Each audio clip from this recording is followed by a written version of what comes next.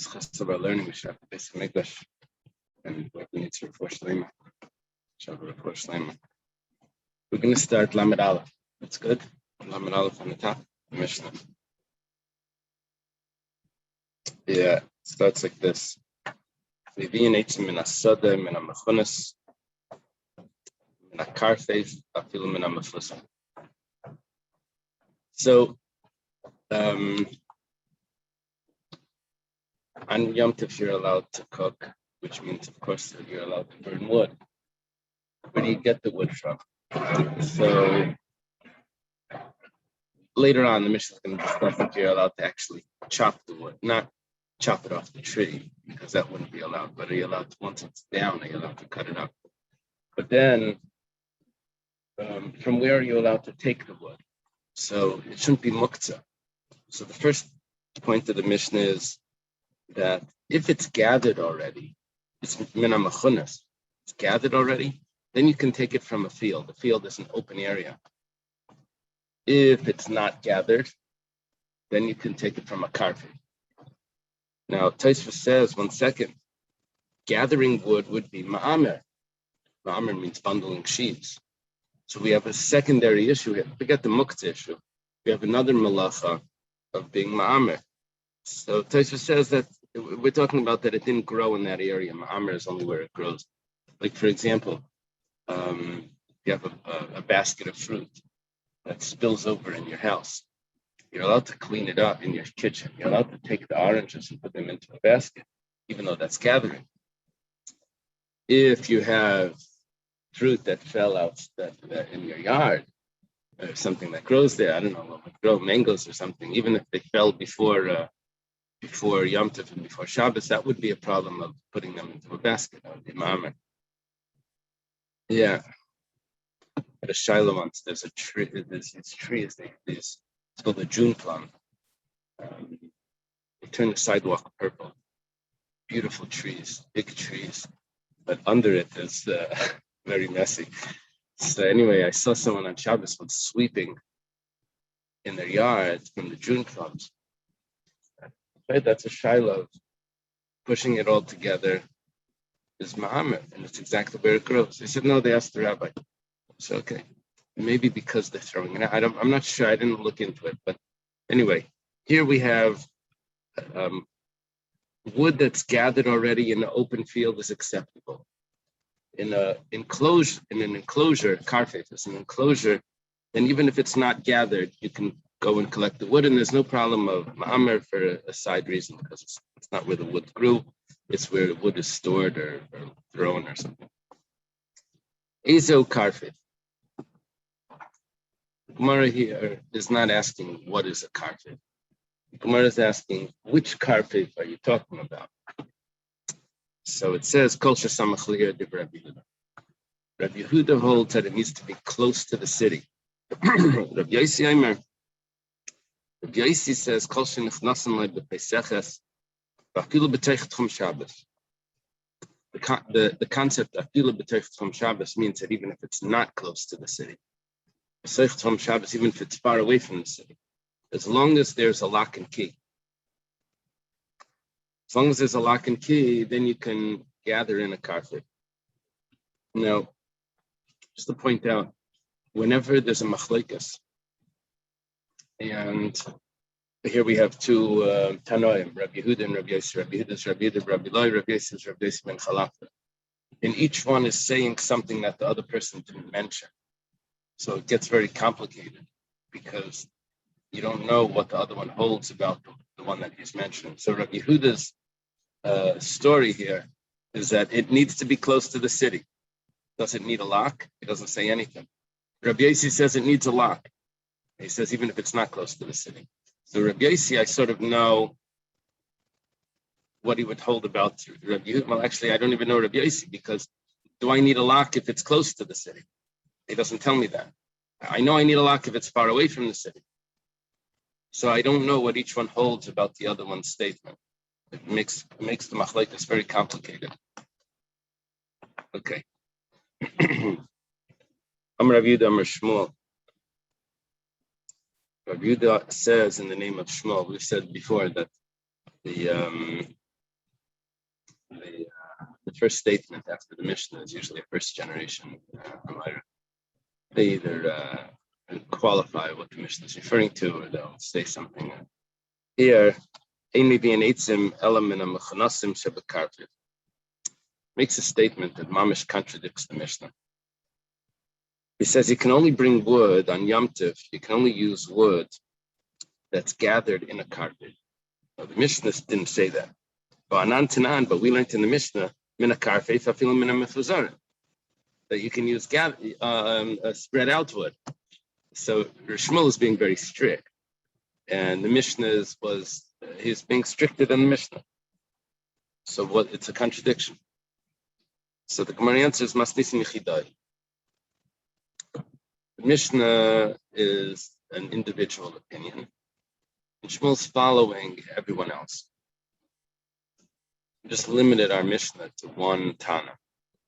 The Tanya, as it was taught in a Beitza.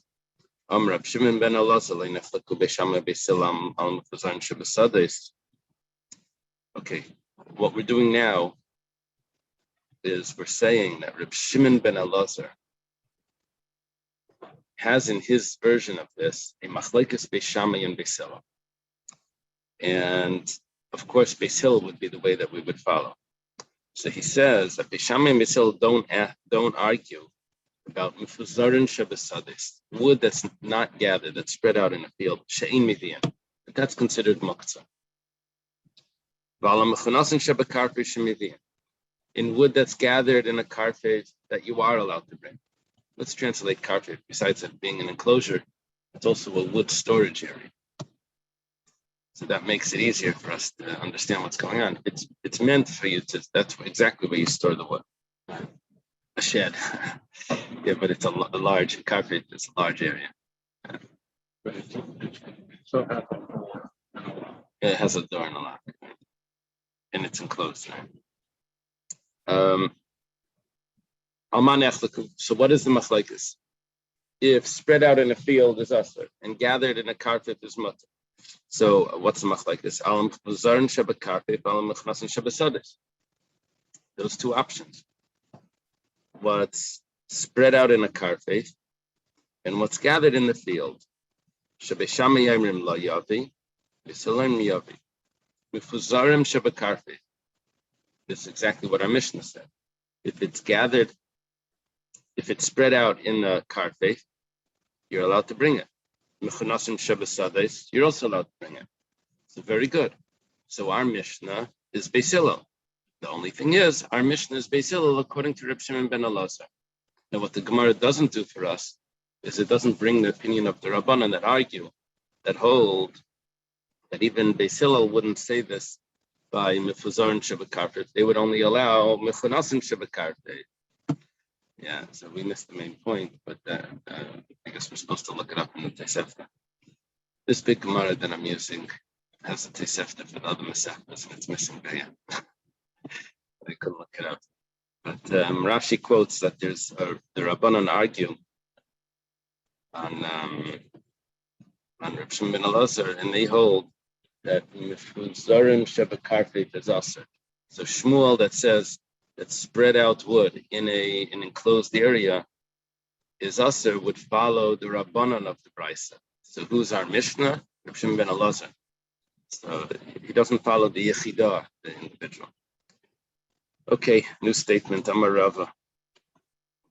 Jump down 3 generations. Ali kanim v'ali gefanim. Leaves of reeds and leaves of vines. Probably grapevines. Afal gav them kanfilu, even though they're gathered. Umaisvi. I guess it means settle down. Given the madli zika mivdalu, since if a wind blows, it would blow them around. Kimafuzarim dami, those are considered like spread out. Basurim in their asur.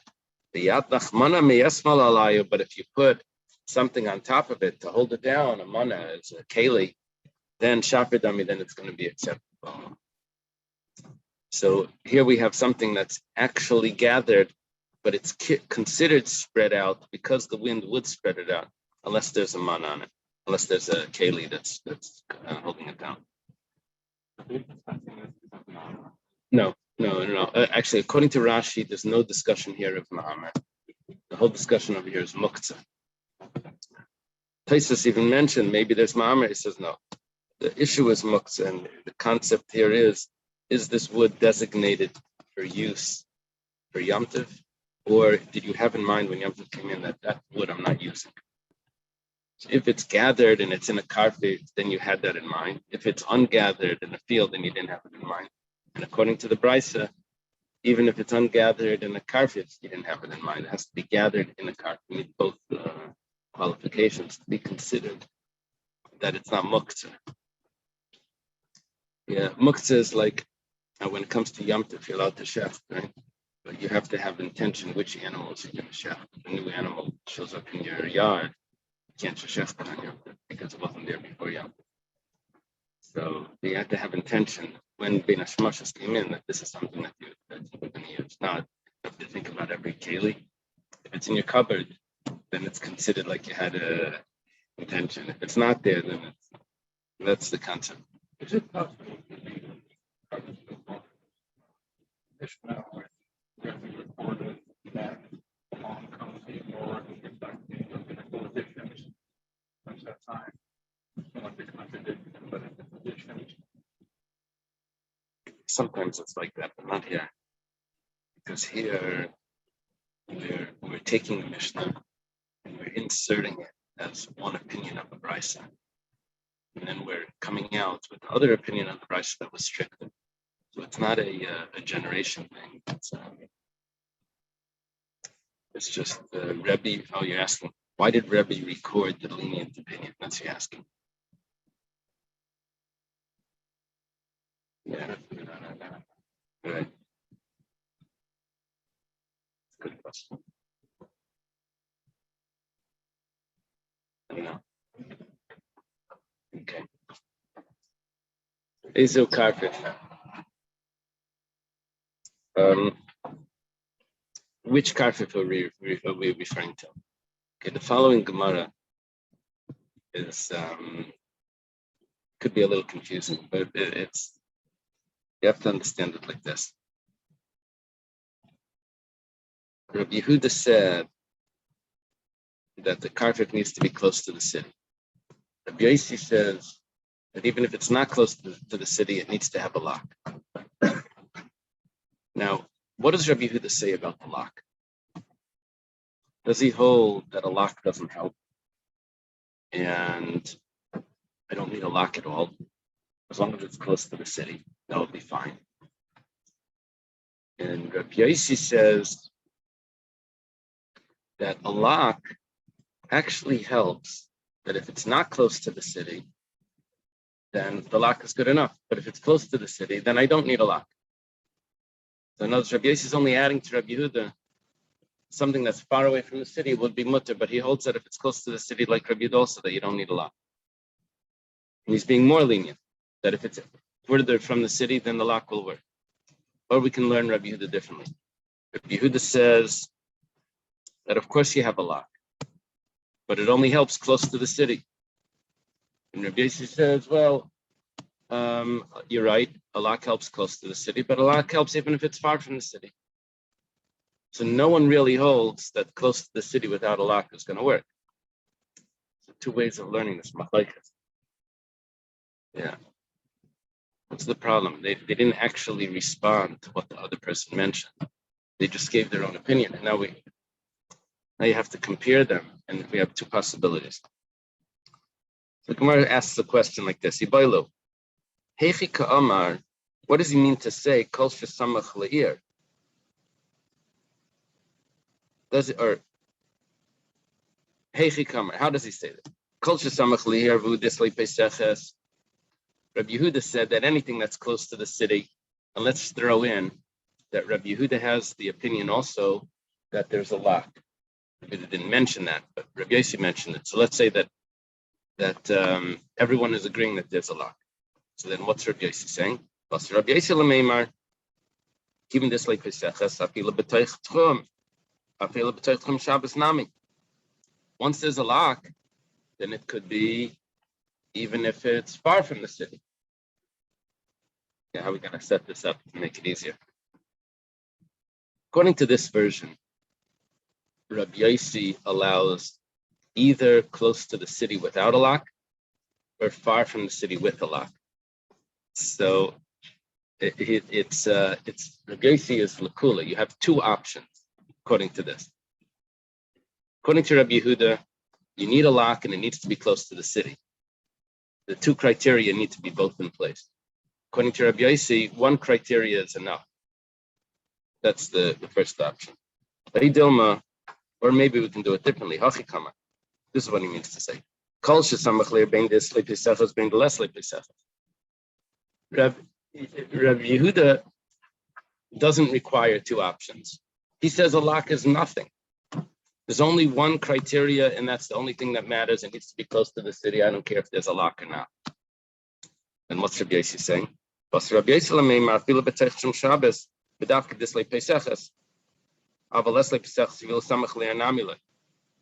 Yossi also says there's only one criteria, the lock. Rabbi Yehuda says one criteria close to the city. Rabbi Yossi says one criteria is the lock. Only thing is, I don't care if it's close to the city. It could be even far from the city, as long as there's a lock.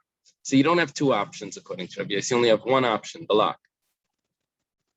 Okay. We have to prove which way this is going.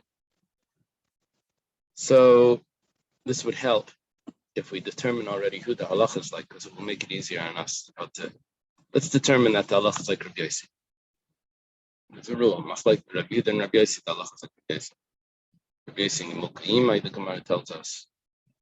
So Nimuka Yimai, he had the right reason. He had the right explanation. Yeah.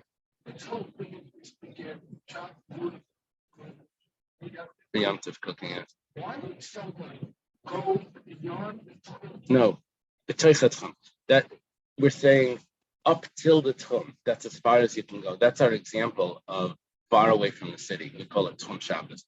That's as far as we can go. That's like, yeah. No, not beyond. Not beyond. That's our idea. That's our point. Okay.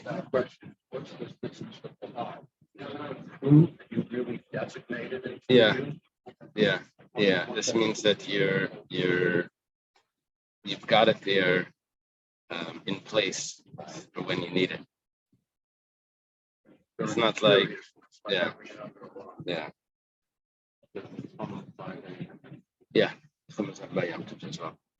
Okay, so let's determine that the halacha, just to clarify, let's determine the halacha is like Rabbi Yossi. Now, I have two options. Option number one, Rabbi Yossi allows to collect wood, even if there's no lock, as long as it's close to the city, in a carpet, you could take wood from there. Or if it's far away from the city, as long as there's a lock. So Rabbi Yossi gives you those two options, and that would be the halacha. Or does Rabbi Yossi say, you're never allowed to take close to the city if there's no lock? The lock is everything. So that's the shaila. Tashema.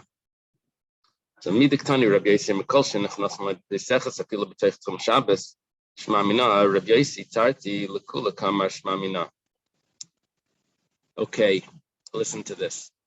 Rabbi Yossi says that if it requires a key, the key.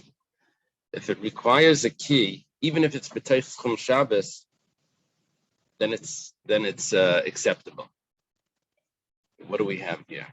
What's he saying? So he has to be responding to Rabbi Yehuda. Now, if Rabbi Yehuda said that you have a lock, but it needs to be close to the city, so Rabbi Yossi just should have said, no, even if it's far from the city, he didn't have to mention the lock. If Rabbi Yehuda, so it must be that Rabbi Yehuda wasn't discussing the lock. According to Rabbi Yehuda, Rabbi Yehuda was only discussing that it needs to be close to the city and it doesn't need a lock. That must mean that Rabbi Yossi is saying that no, a lock is going to be something in addition. That if it's close to the city, I don't need a lock. I agree with you. It's only if it's far from the city, I feel from Shabbos, the lock is going to work. If that's the case, So Rabbi Yossi Tarti Lakula, Rabbi Yossi has two possible leniencies: far from the city or close to the city. And if it's close to the city, I don't need a lot. Shema mina Amar Rab Sala, Amar Rab Yirmi, Allah Rabbi Yossi Lahakal, Allah Rabbi Yossi, that's more lenient. And you only need either close to the city or the lock, far away from the city. Okay, now we have a new Mishnah in Mavakin Eitzim Leiman HaKeres, Leiman HaKeres Nishbra B'Yamtiv.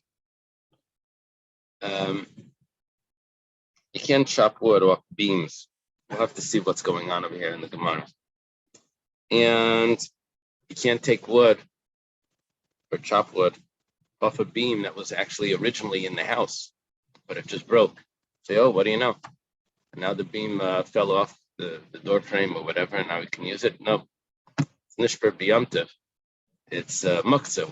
When Yom Tov came in, you didn't have intention of burning the door frame, right? You were expecting it to be there. So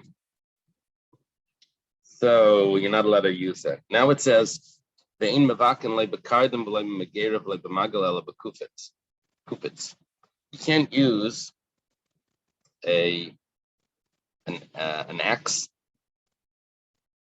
a saw, a sickle. You can only use a cleaver or a knife. Kupitz is like a big knife for cutting meat. You can only use that. So you definitely need a shina. The Gemara asks right away on this. There's a little bit of a problem with this Mishnah. Look at what the Mishnah said. When you're desperate. There's a problem with the Mishnah. Right, someone else does. The Mishnah says, all right.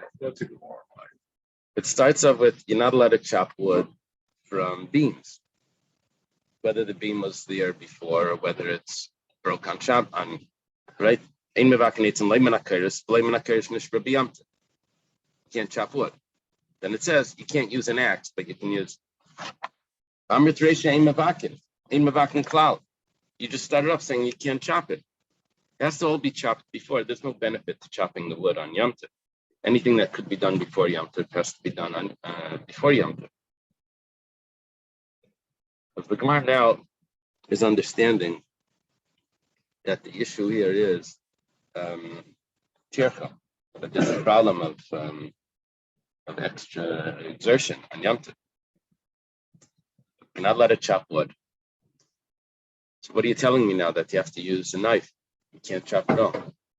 The Mishnah is actually missing one phrase. If we add in that phrase, then everything is going to make sense. Ein mevakin min asor shel kairos. I guess that means a pile.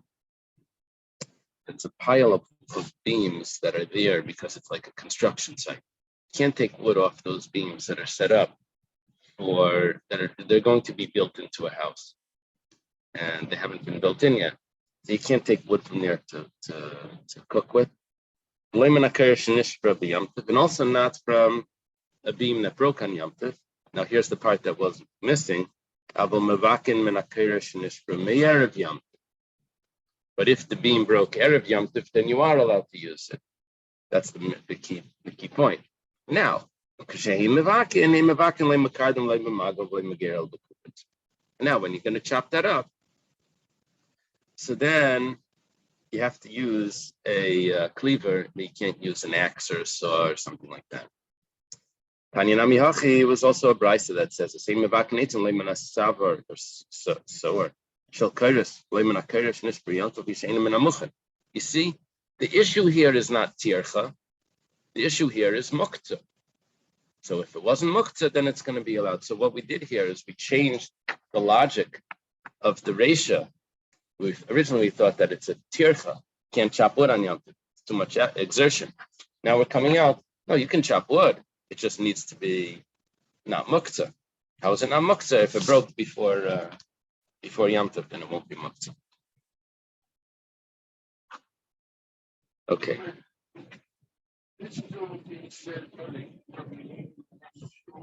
Yeah.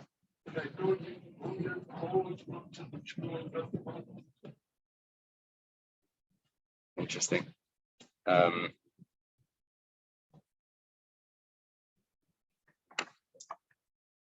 Rabbi Yehuda that holds of muktzah is Rabbi Yehuda the Tana. It's Rabbi Yehuda Rabbi Loi. Not this Rabbi Yehuda. No, that is Rabbi Akiva's student, Rabbi Yehuda Rabbi Loi, the Tana. This Rabbi Yehuda that says in the name of Shmuel, his name is Rabbi Yehuda Bar Yecheskel. He is a student of Shmuel. He's an Amoira, second generation Amoira. Now, it was Reb Shimon that didn't hold up muktzah. That's Rabbi Yehuda's friend. Yeah. You're asking if we have any source of what Shmuel holds, Shmuel Paskin like.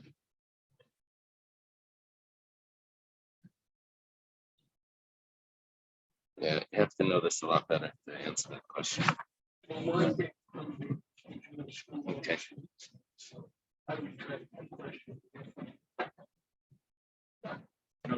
I think they hold like, yeah, I'd be guessing. Okay. Kardam. It says you can't use a kardam as an axe. Amar Rav Chinana bar Shalmi Mishmei de Rav. Chinana bar Shalmi says in the name of Rav. There's two sides to the axe. One is a pointy side and one is a wide side. So one is like a pick. You know, I think even the modern axe could have like one side is like wider. It's used for chopping. And the other one is used just for I don't know what it's used for, but it's more like a pick.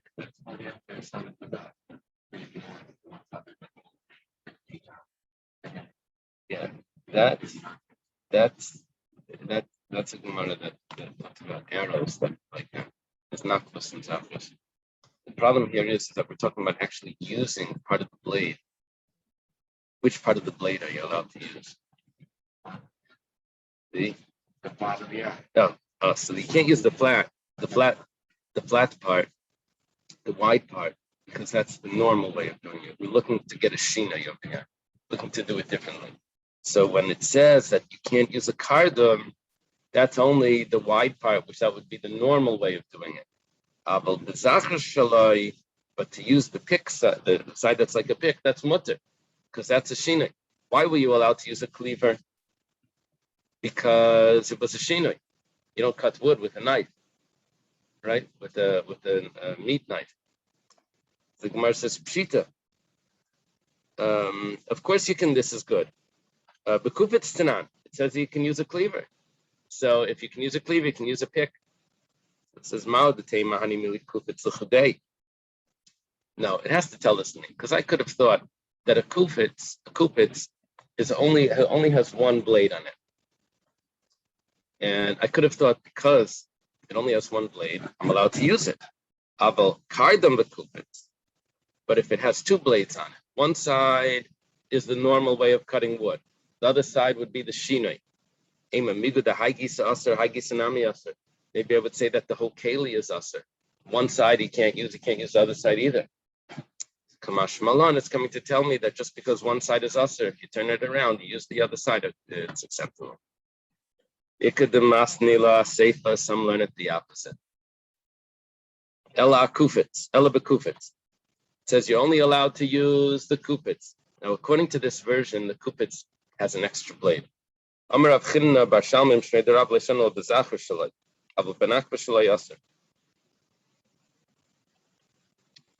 place of Rav Chinana, according to this version, they put on the kupitz. They had two blades on it. That's the whole difference here. Does the kupitz have two blades? How did they make this knife? The Gemara says you can't use the nakba shalai.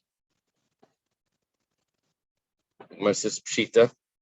That's obvious. It says you can't use an axe, and that would be more like the axe. It says, well, that's only if the axe is made specifically for wood. But if it has on it also a keli that's made for meat, I could have thought that maybe this side is permissible, so therefore the other side should be permissible also. Mashmalan, that we don't say that just because one side is permissible, the other side is permissible. Yeah. Avocado Taisus is saying that we can't use any tools because we don't know what the Gemara was talking about. You can only use, he says Elabiyad, but the place can, the commentary means, or a regular food knife. You follow? Yeah. That's not what Taisus says. Yeah. Okay. Yeah. Yesterday we had a Taisus that was lenient. Here we have a Taisus that's strict. Yeah, Taisus is very important because the tradition is Ashkenazim follow Taisus basically. Yeah, he according to what the commentaries explain, he doesn't really mean by hand. He means it with a food knife, right? Not with a tool that's used for any tool that's used for cutting wood. Just a regular food knife. Okay. Yeah, to get the little right kindling. Okay. Yeah, Yitzi should be here for this. This is about opening boxes and stuff. Bayashimali Paris. A room or a house that's full of fruits or food. Benifchas. The problem is it was totally sealed. There's no way to get in. But part of it started to crumble. And now there's an opening. So you can take from there. But what would the problem be? Rashi makes a very interesting point over here. It says if you have a room that's sealed off, the only way to open it would be through doing a malacha of stira, of breaking an oil. So that would mean that these were designated muktzah machmas isser. It's prohibited to open this up. That means when Yom Tov comes in, it's muktzah machmas isser. So this has to be an example. This has to be there has to be a heter here that the fact that it did get open, that you should be allowed to use it. Other, there can't be really a full stira, a full destruction. That wouldn't be allowed. Okay. Reb Meir says no, you can actually open it up. What does he hold? How is this going to work? No, you're talking about a house or a room, and you just take off part of the wall. When it says what is Reb Meir thinking? You're taking apart, you're destructing a tent. Can't do that. Yeah. Avira Delivni, my son Steinteltz, Avira does not come from the word Avir here. It's a different word, and it's from Akkadian and whatever. I don't know anything more than that. But it's not what you think. Avira Delivni means that it's a row of bricks you didn't put the cement between the bricks. So you just piled them up, rows of bricks. You pile them up without the cement. If that's the case, then it's not really stira. Taking it apart is not really stira. Yeah. Because they're not attached. Aini, is that how it works? Not attached means it's not stira. Rav Nachman, Hani livni da'ismi binyana sharel taltina b'shabata, v'el v'chaskal amizgalayo.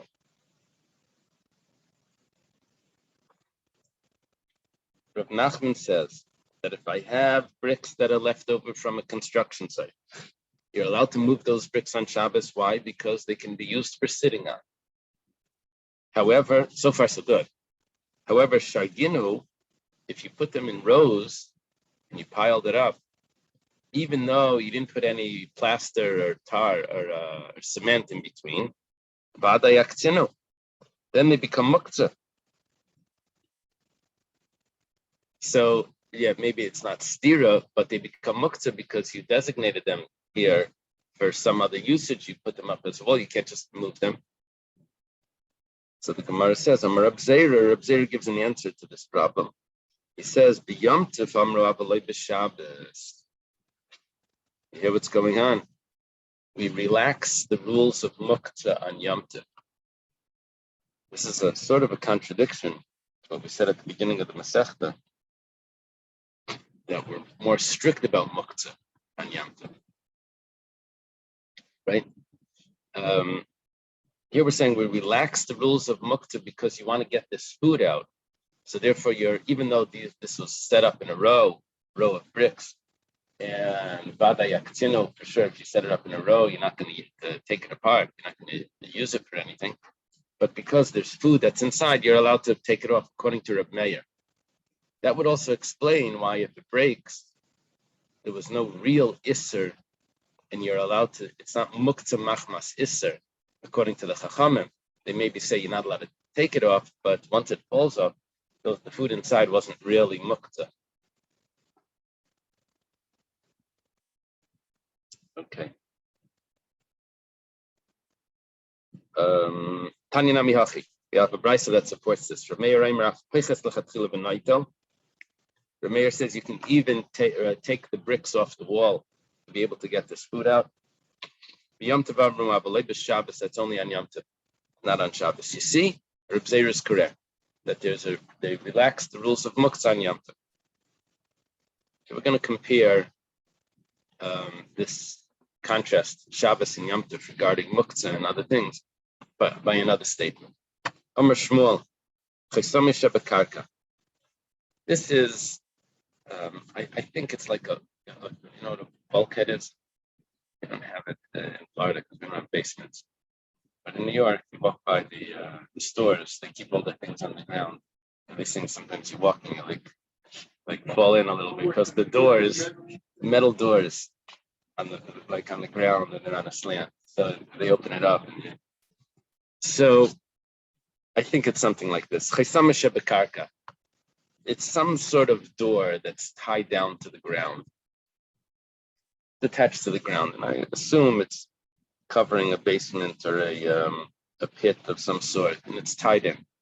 Question is, how can you open that unless it's attached to the ground? It becomes like binyan, right? It's like building, and to untie it would be stira. It gets complicated.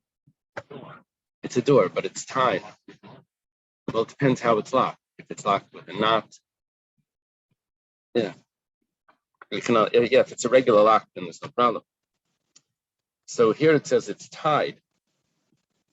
But I think Rashi says it's meant to be open and closed all the time.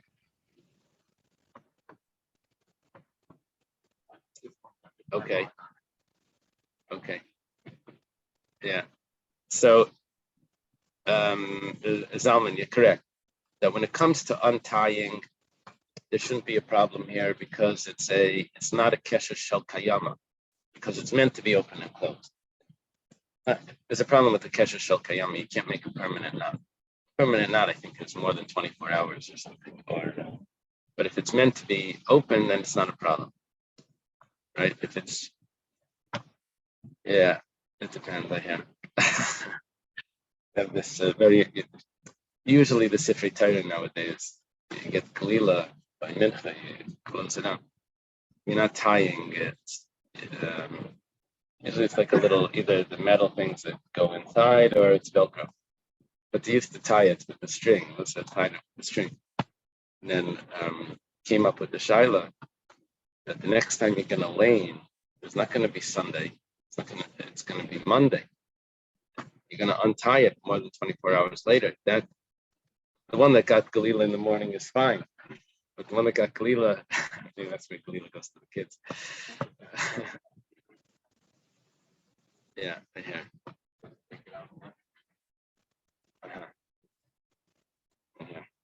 Could be. Okay, so Probably with that, and although, yeah, well, I don't. No one ever opened it up. They're just the result. Amar Shmuel, Chesam Shebekarka Matir Avalei Mafkiya V'lei Chayta. You can untie it.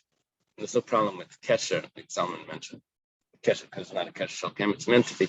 But there is a problem of unraveling it or cutting it, because unraveling it and cutting it is considered stira, destruction. And you're not supposed to destroy anything that's built there, that's attached to the ground. So this is considered attached to the ground. So destroying it is the malach of Seiser. Okay, and it says Echad Shabbos v'Echad Yom. He says it doesn't matter. Okay, safe flight information. It says it doesn't matter if it's Shabbos or Yom. Okay, this is going to be a bit of an issue, as we're going to see. Meisvei Cheshamas Shebekarka, when you have these bulkheads or these things that are tied to the ground, b'Shabbos matir avalei mafkiya v'chaytich. I'm happy with that. That fits with what we just learned. Yom Tov matir u'mafkiya v'chaytich. Look at what's going on. Yom Tov, the laws of stira get relaxed. You're allowed to cut it. You're allowed to cut it and to unravel the thickness of the rope, which seems to be stira. My answer is Hamani Reb Meir. We're following the opinion of Reb Meir. The Amar af peiches lechatchila. V'noita.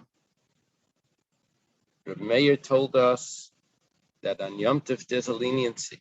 Remember, he said that the laws of muktzah get relaxed on Yom Tov. You're allowed to take bricks off a row of bricks, off like a wall that's made without cement. So too over here, it's not a real stira. These laws get relaxed on Yom Tov.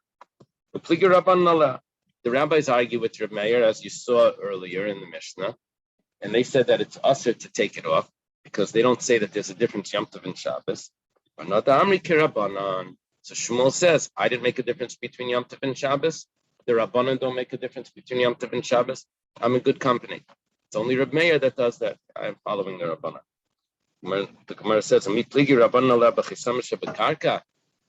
what just happened now is that Shmuel introduced another opinion to Chesam Shebekarka, that the Rabbanan would say it's Asar on Yom Tov.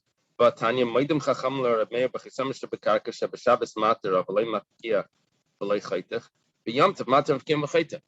Shmuel introduced an opinion. That opinion doesn't exist.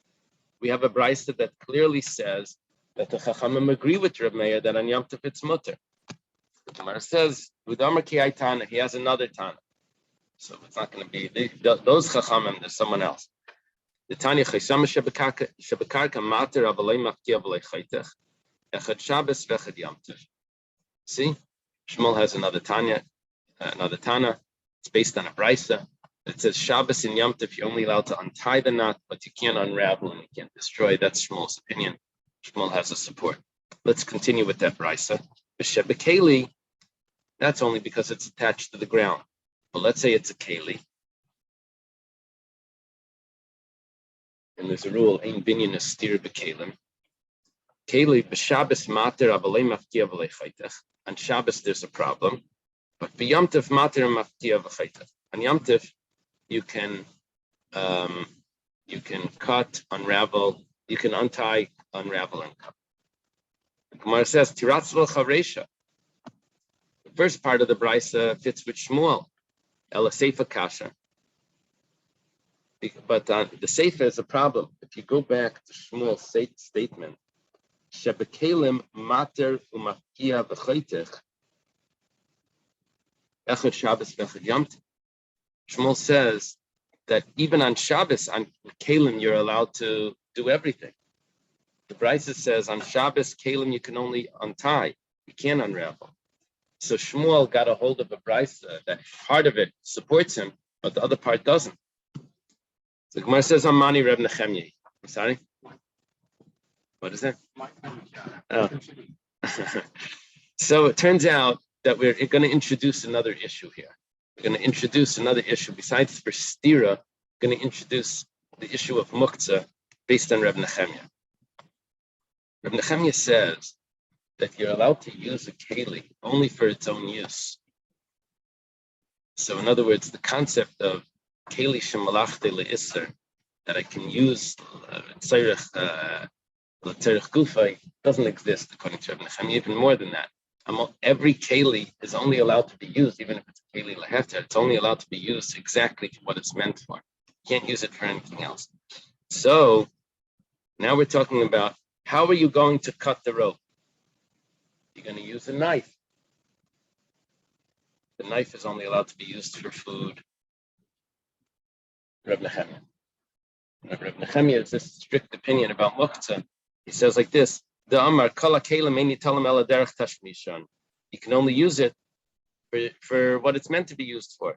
So we're introducing now another issue. And why would Shmuel not allow you to unravel? Unravel is a little bit of an issue here, but to cut the rope on a keli on Yom Tov, that's because of the muktzah. The Gemara says, "I Reb Nechemia." Well, what the Gemara is saying is that the Beitza would be Reb Nechemia. That the strictness is the strictness of the Beitza, not Shmuel. Shmuel said that you can do anything with the keli, right? The Beitza made a difference between Shabbos and Yom Tov. The Gemara is asking, are you making a difference because of Shabbos, because of Reb Nechemia? Reb Nechemia, Ma'ir Shabbos, I feel Yom Tov Nami. So what's the difference? Muktzah would be on Yom Tov as well. So maybe Reb Nechemia makes a difference between muktzah of Shabbos and muktzah of Yom Tov. Does he actually make a difference? When it comes to making a fire, which of course you're allowed to, it's only on Yom Tov that you're allowed to make a fire. It can't be Shabbos. You have one Beitza that says that you can't burn an old keli, but you can burn a broken keli. Another Beitza says you can use a keli and you can use shivri keli. We have a third Beitza that says you can't use any sort of keli, whether it's whole or broken. And in order to resolve that contradiction between those three Beitzas, he said like Kasha, Harab Yehuda, Harab Shimon, Harab Nechemia. It would be Reb Yehuda is strict about muktzah, but he would allow shivri kelim. Reb Shimon doesn't care about muktzah, almost doesn't care about muktzah. He said muktzah machmas, because on kiss he does. But if it's not, he would allow kelim to be burnt.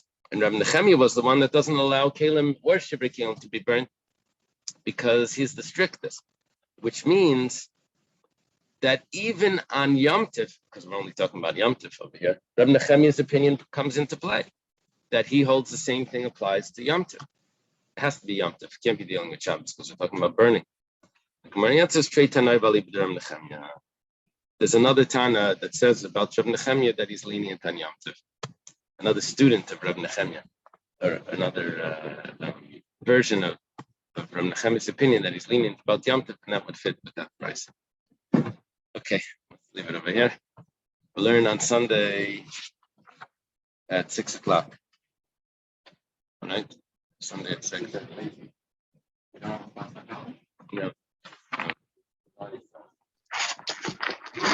Thank you.